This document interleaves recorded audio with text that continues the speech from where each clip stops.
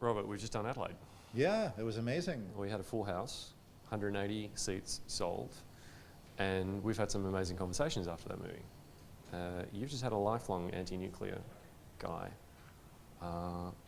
explain how moving it has been to sit through that movie and learn all of that.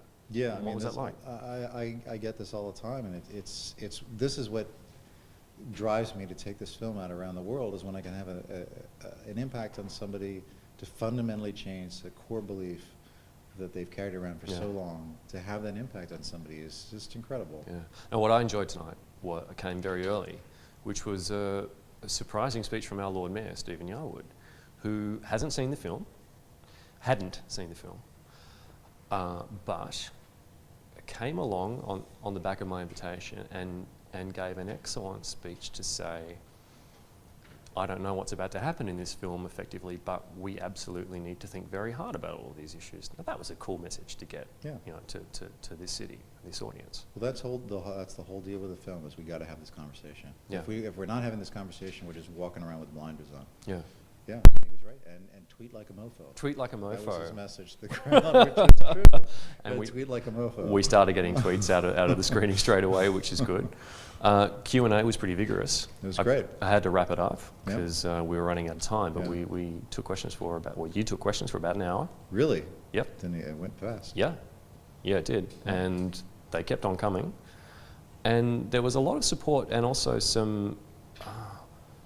there wasn't really a lot of pushback tonight, but probably some questions about renewable energy sources and what their role is. Now, you've commented that being in Australia, we've got a lot of sun here. You found that. And obviously, we can do a lot with that, but surely the point is we've got to do a lot with everything. Isn't that right? Well, we got to do a lot with everything, but I think, we were talking about this earlier. If Australia can't go renewable, Yep. then no country can. Yeah. You've got so much wind and so much sun and so much space. It seems almost the ideal location for renewables if ever there's a place to do it. Yeah. If it can't happen here, it can't happen anywhere. Sure, if we've got a rich country of 20 to 25 million people occupying a whole continent Right. with a lot of wind, a lot of space and a lot of sun, if anyone could be doing it, Right. it's us. I mean, you can see how Germany could fail with solar. Yeah, 'Cause it's I've been in Germany. I've never seen the sun. Yeah, now we got one question tonight which was a bit of a curly one from a gentleman that I know, I won't name him, about an afternoon where South Australia got half its electricity from wind. And it was a bit like the German situation. Now, you weren't to know this, but that also happened. It was neither summer nor winter. It was a shoulder season, not during the peak time during the day, and it was windy.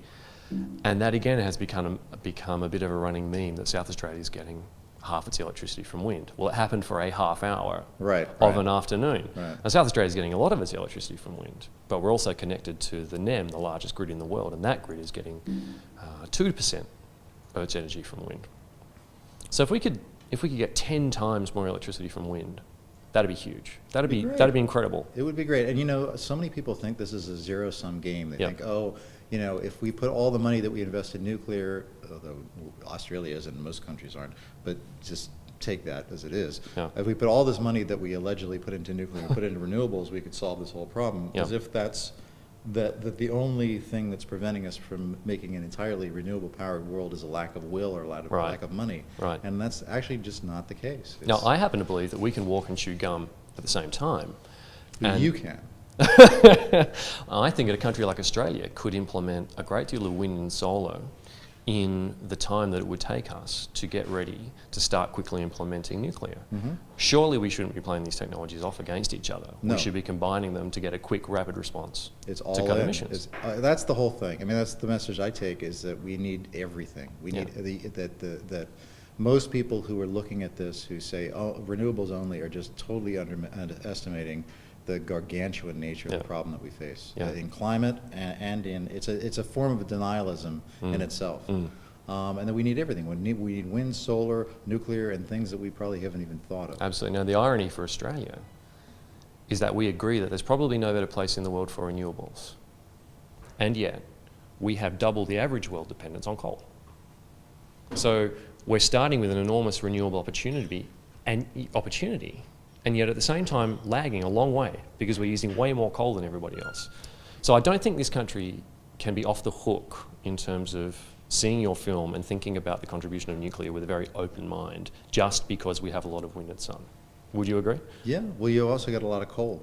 Yeah. I mean, and we in the United States, we've got a lot of gas. You know, Yeah. that's a heavy thing to walk away from unless, I mean, the thing about nuclear, and we were talking about this earlier, the thing about nuclear is it does provide base load 24/7 abundant electricity at a good price point that can power everything Right. without producing CO2 and pollutants. And right now, renewables can't do that. Yeah. So nuclear stands a chance of actually replacing fossil fuels.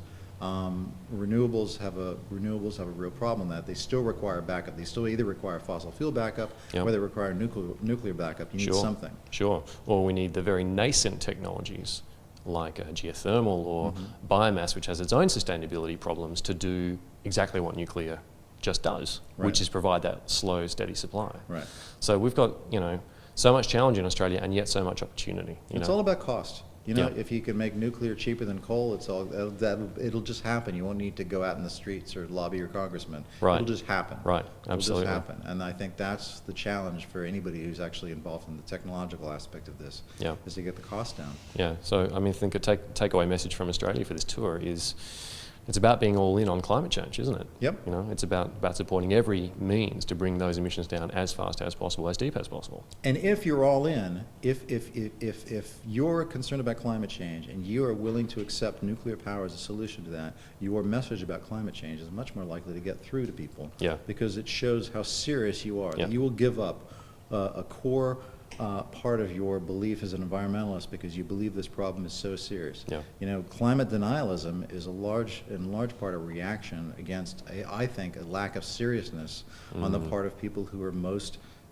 concerned about climate change. And Yeah. they see that and they just reject the whole thing. Yeah. Because they reject the solution. Right. If we show that we're serious about the solutions to the point that we're prepared to reappraise on nuclear, maybe they'll start to meet us halfway. I think you could really turn this around, and then you would get across-the-board political support to solve this problem, because we all care about our kids, we all care about our grandkids, left, right. There's no question about that. And I think if you can express a seriousness about climate change, I think you could get the political will, the political support, and then the financial support to really solve the problem. But it's not going to be a small little core of committed Greens saying it's my way or the highway. Yeah. You're never going to solve the problem that way. Yeah. Robert, it's been such a pleasure having you in Adelaide. Thank you so much for crossing the big pond to come Thank and you, do this Ben. with You us. made it all happen. Thanks, man. Okay.